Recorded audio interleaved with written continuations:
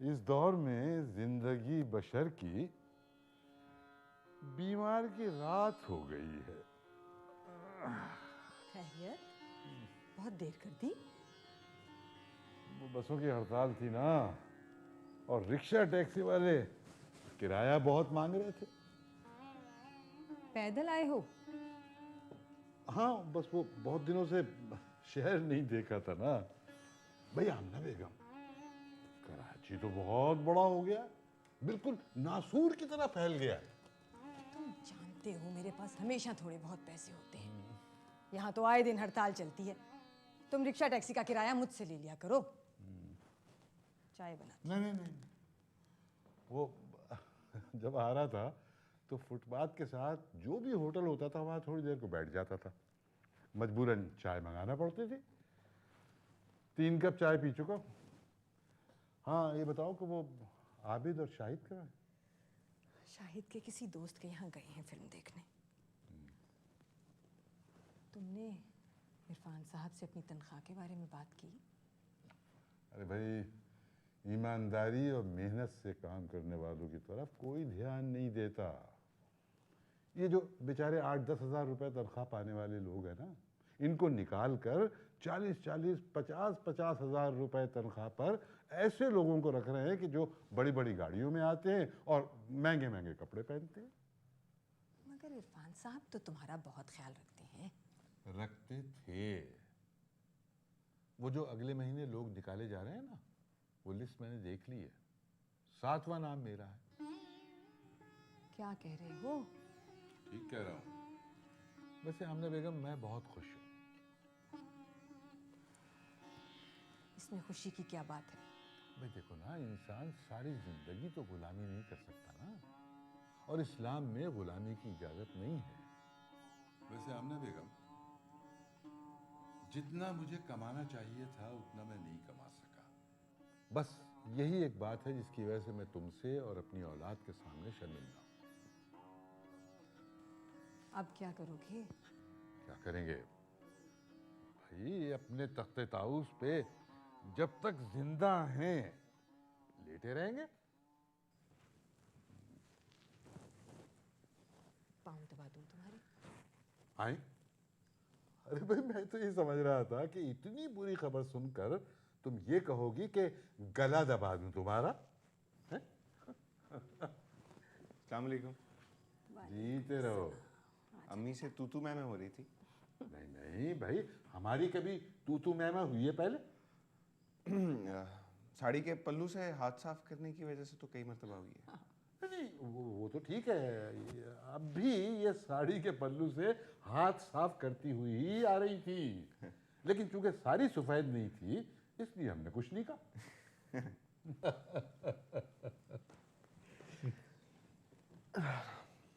शाहिद कहाँ है? अब बाहर है अबू जी। सिगरेट खत्म नहीं हुआ होगा। चलो, इतनी तमीज तो है ना उसे कि कम से कम माँ बाप के सामने सिगरेट नहीं पीता। बस दुआ करें कि ये तमीज कायम रहे।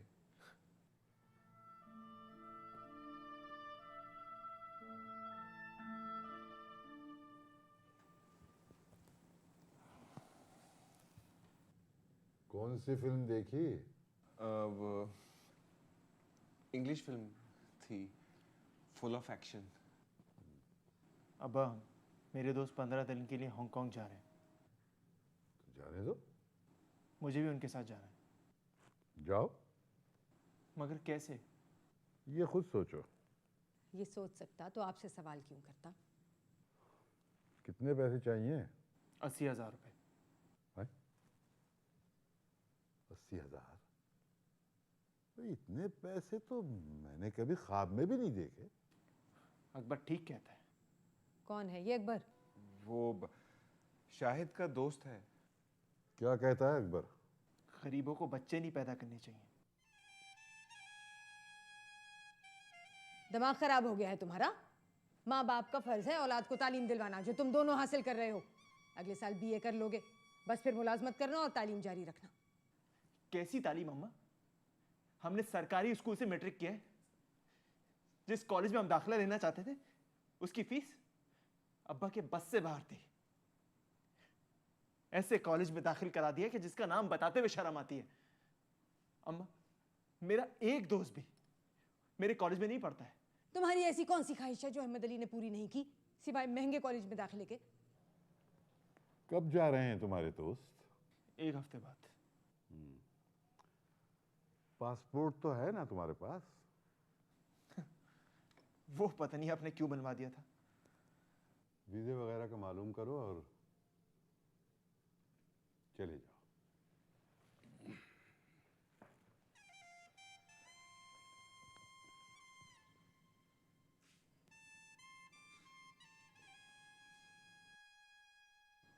शायद तुमने अब्बा को शुक्रिया तक भी नहीं कहा। क्यों? ऐसे ही कह गए, टालू टाइप इंसान है। कहाँ गई तहजीब, तमीज, शाइस्तगी? कहाँ गई हमारी तालीम? कैसी तालीम अम्मा? मुश्किलात और तकालीफ, इसके अलावा तीसरा लफ्ज मैंने इस घर में नहीं सुना है। मैं फिर पूछ रही हूँ, कौन सी तुम्हारी ऐसी फरमाइश है जो पूरी नहीं की हम दोनों ने? ये मोबाइल दिलवा देना, ये जीन्स दिलवा देना कोई बड़ी बात नहीं है। फकीर भी अपने बच्चों को दिलवा देते हैं। आज बसों की हड़ताल थी। तुम्हारे अब्बा दफ्तर से पैदल घर आए हैं क्योंकि रिक्शे टैक्सी वाले बहुत पैसे मांग रहे थे। और तुम हांगकांग जाने के लिए उनसे 80,000 मांग रहे हो? अम्मा, सारी जिंदगी हो गई अब्बा के किस्से सुनते हुए। कभी चपरासी की बेटी की शादी के लिए चपरासी को अब्बा ने तनख्वाह के सारे पैसे दे दिए। बीमार आदमी का इलाज करवाने के लिए दफ्तर से उधार ले लिया। अपने बच्चों के लिए कुछ नहीं करते बस। अगले महीने अहमद अली को नौकरी से अलग कर रहे हैं।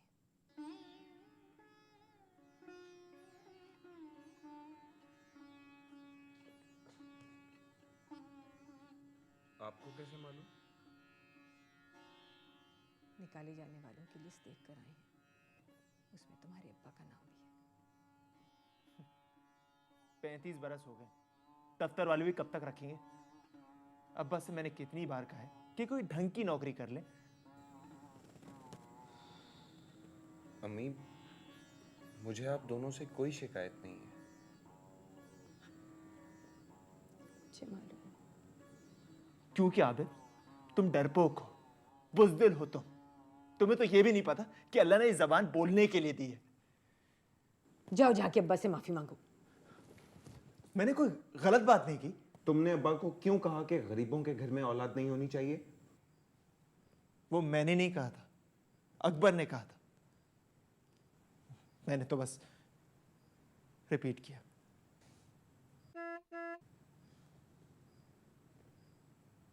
मैं जा रहा हूं। कहाँ? तानिया के घर खाना है, वो लेने आई है। ये तानिया घर के अंदर क्यों नहीं आती? घर?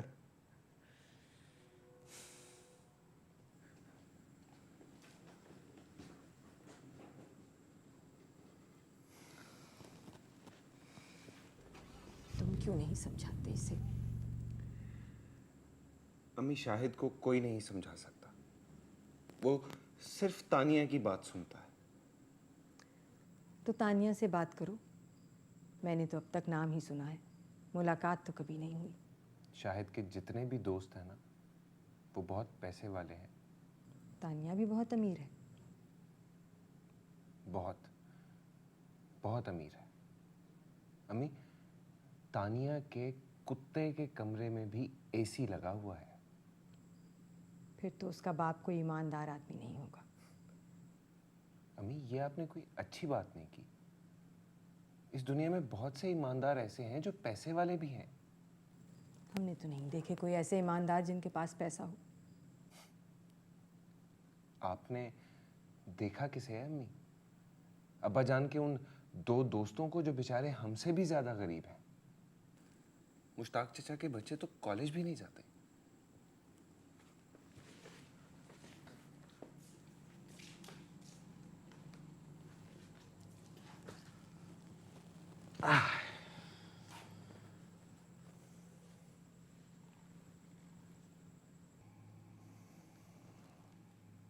अब आप शाहिद की तरफ से मैं माफी मांगता हूँ।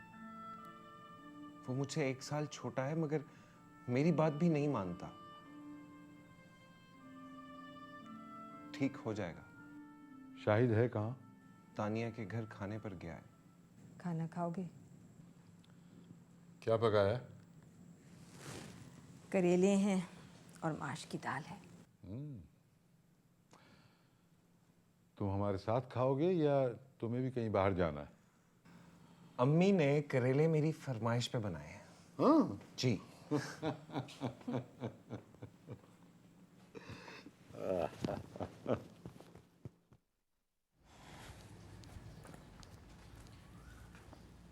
अब आपने बुलाया? हाँ, बैठो।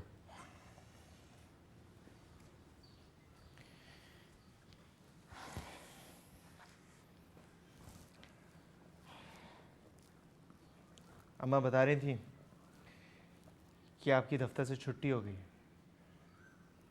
अभी नहीं, अगले महीने हो जाएगी। तो क्या सोचा आपने? तुम्हारे हांगकांग जाने के बारे में? आपने अपने बारे में? अरे इस उम्र में इंसान मुस्तकबिल के बारे में क्या सोचेगा? माजी के बारे में सोचने से फुर्सत नहीं मिलती। बहरहाल तुम्हारे पैसों का 1-2 दिन में बंदोबस्त कर दूंगा। तुम अपने जाने की तैयारी करो। अगर मुश्किल है तो रहने दीजिए। औलाद की ख्वाहिश के सामने हर मुश्किल आसान हो जाती है। कभी तुमने और आबिद ने मुझसे ये पूछा कि मेरी तनख्वाह कितनी? घर के हालात देखते हुए कभी पूछने की ज़रूरत ही महसूस नहीं हुई। अगर घर बड़ा होता, गाड़ियाँ होती, नौकर होते, तो मैं और आबिद आपसे ज़रूर पूछते कि आपकी तनख्वाह कितनी है। तुम्हें उर्दू कौन पढ़ाता है? उर्दू अब कोर्स में नहीं है। नहीं, कौन पढ़ाता था? अब क्यों पूछ रहे हैं? तुम्हारी गुफ्तगू के अंदाज में एक रवानी है। मैं आज तक इस अंदाज़े बयान से नावाकिफ रहा हूं। क्या मतलब? तुमने कहा था ना कि घर के हालात देखकर पूछने की ज़रूरत महसूस नहीं हुई कि मेरी तनख्वाह कितनी है। खुश रहो। अच्छा, बुलाया क्यों था? मैं तुमसे कुछ कहना चाहता हूं। अब्बा, अब सवेरे सवेरे फिर लेक्चर मत शुरू कर दीजिएगा। हसरत मौनी ने पैदल हज की। गालिब इतने बड़े शायर, लेकिन शौक दो, अच्छी शराब और अच्छा खाना, दोनों पूरे नहीं हुए।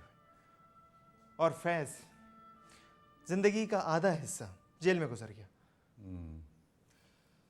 तुम्हारी ज़बान से इतने बड़े बड़े इंसानों का नाम सुनकर खुशी महसूस हो रही है।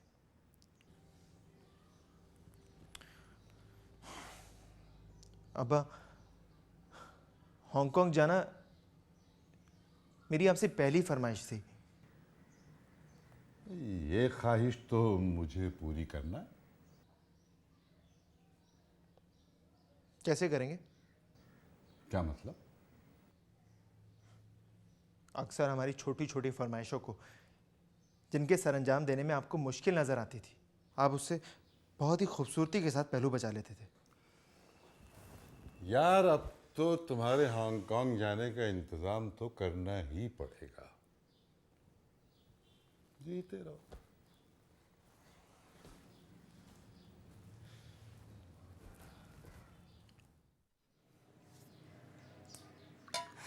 सारी रात जागते रहे हैं। मैंने तो मना भी किया था कि दफ्तर ना जाओ, पर चले गए। ये लो, ले बेटा। शुक्रिया अम्मा। तुम्हारे पैसों का बंदोबस्त करने। अम्मा, 80,000 क्या मांग रही? पूरे घर पे जैसे क़यामत टूट पड़ी हो। शायद अब्बा के लिए 80,000 का बंदोबस्त करना किसी कयामत से कम नहीं है। दुनिया कहाँ से कहाँ जा रही है, लोग कैसे कैसे पैसे बना रहे हैं। अम्मा, सिर्फ हमारे अहमद अली साहब हैं जिन्हें कोई खबर नहीं है। जब इंसान घर की चारदीवारी में महसूर हो तो दुनिया के हालात से नावाकिफ होता है, लोगों की तरक्की से बेखबर। दफ्तर तो रोज जाते हैं ना, देखते क्यों नहीं कि चारों तरफ क्या हो रहा है? दफ्तर तो उनके लिए कैद खाना है, जहाँ से हर शाम रिहाई मिलती है और इंसान सीधा अपने घर आता है। सिवाय हमारे हर कोई खुशहाल है। लोगों की खुशहाली महज इत्तेफाक होती है बेटा, चाहे उनकी मेहनत का नतीजा ही क्यों ना हो। अम्मा, आपने और अब्बा ने इतनी उर्दू की किताबें पढ़ ली हैं कि हर बात में फौरन दलील पेश कर देती है।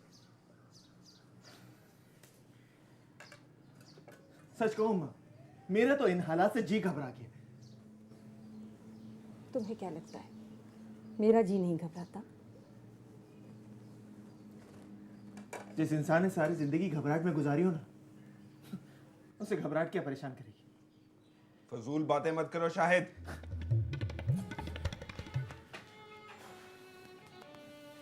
तुम दोनों के पैदा होने की जो खुशी थी, तुम्हारे एक जुमले ने उस खुशी को तो गारत कर दिया। गरीबों को बच्चे पैदा नहीं करने चाहिए। अहमद अली के दिल से ये दाग शायद जीते जी नहीं जा सकेगा। अम्मा, कह दीजिए अब्बा को नहीं चाहिए मुझे 80,000 रुपए। तो मांगे क्यों थे? पाप है मेरे, मांग लिए मैंने। शायद अब्बा ने हमसे जो भी वादा किया है उसे पूरा किया है। तुम्हारे 80,000 का बंदोबस्त कर लेंगे वो। हर नमाज में सिर्फ तुम दोनों के लिए दुआ। खुदा मेरे आबिद को, मेरे शाहिद को इज्जत दे, उनकी तालीम मुकम्मल हो, अपने पैरों पर खड़े हो सके। अगर उनकी तरबियत में मुझसे कोई कमी रह गई हो तो मुझे माफ फरमा। इन दुआओं का ये सिला। अम्मा, माँ बाप बच्चों के लिए सिर्फ इसलिए दुआ करते हैं कि जो कुछ उन्होंने बच्चों पर खर्च किया है, बड़े होकर बच्चे उन पर खर्च करें। बकवास बंद करो।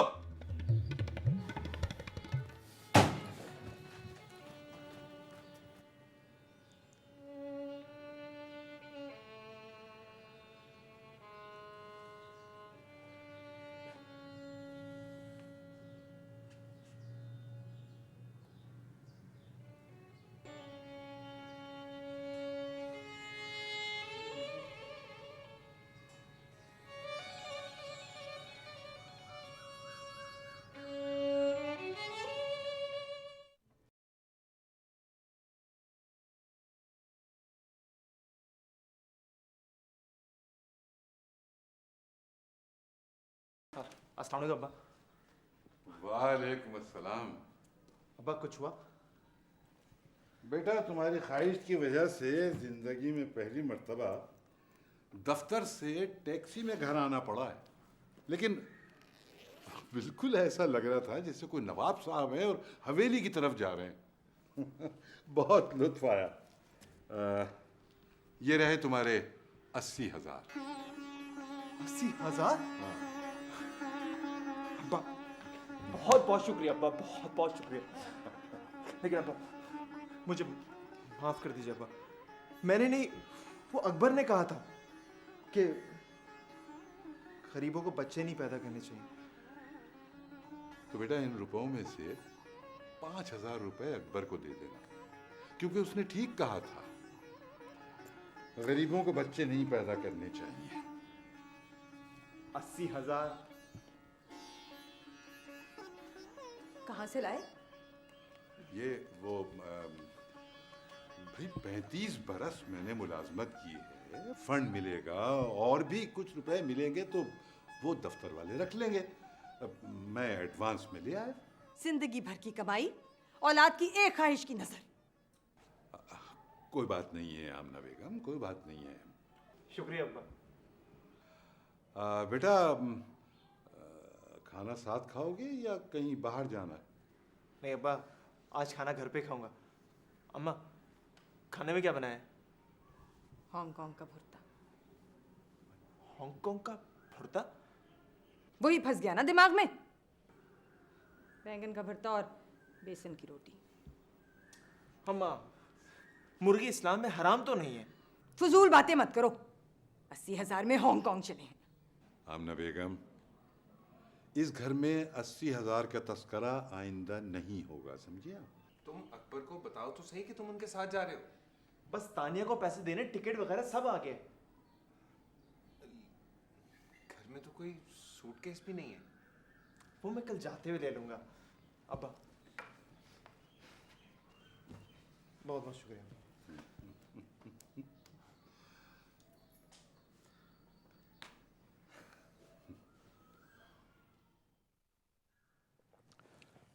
शाहिद कब वापस आ रहा है आबिद? कल रात में पहुंच जाएंगे जी। आज सुबह फोन आया था, बहुत खुश है वो वहां पे। ये कौन आया?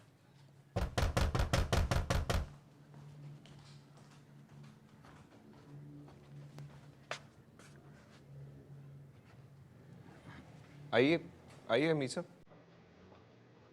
अब्बा, हमीद साहब। आइए आइए अमीर साहब, आइए। कमाल हुआ है अहमद साहब, ऑफिस का सबसे ईमानदार शख्स। मैंने इरफान साहब से 80,000 रुपए मांगे थे, उन्होंने इनकार कर दिया। अब क्या करता मैं? छोटे बेटे को 80,000 की जरूरत थी। अब्बू,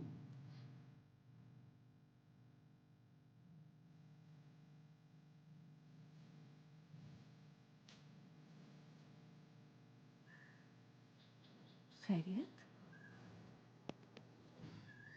अम्मी, मेरी समझ में कुछ नहीं आ रहा है। देखो आबिद, अगर तुम्हें मुझसे मोहब्बत है ना तो शाहिद को ना बताना, उसे वापस आ लेने दो। हुआ क्या है? इन्होंने ऑफिस की तिजोरी से 80,000 रुपये निकाल लिए। अहमद अली ऐसा नहीं कर सकते। कर सकते हैं, आइए।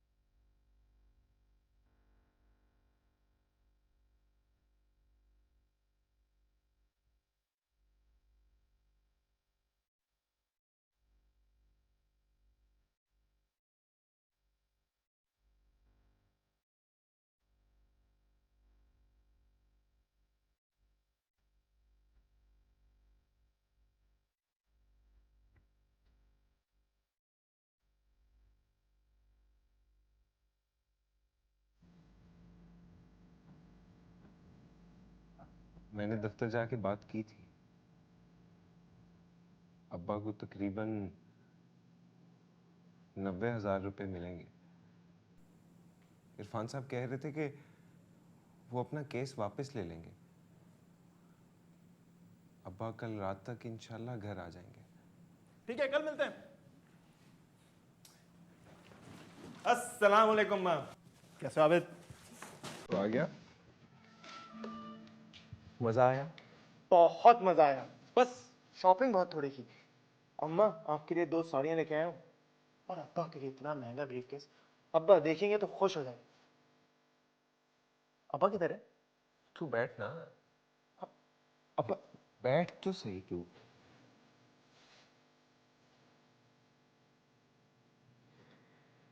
शायद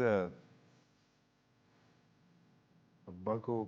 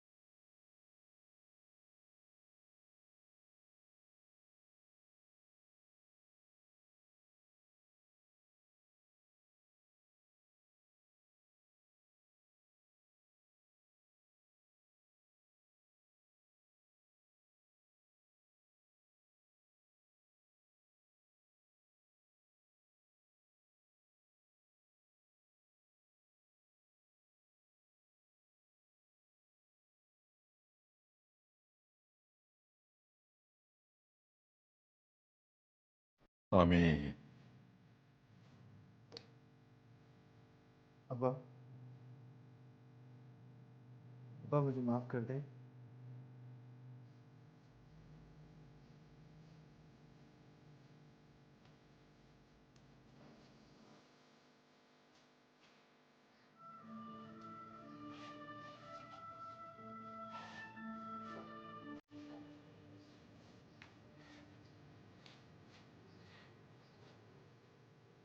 अब्बा मुझे माफ कर दीजिए। आप खामोश हैं। अब आपकी खामोशी का मतलब है कि मैं भी खामोश हूं।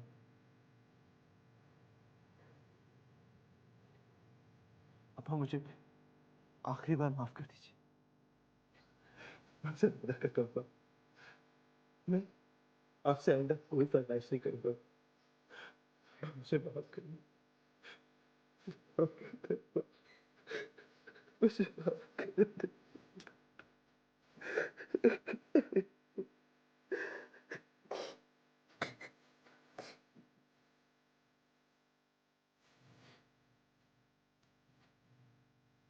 अब्बा, आपके लिए तोहफा। ये देखिए है।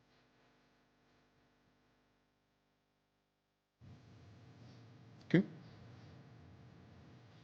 आज फादर्स डे है।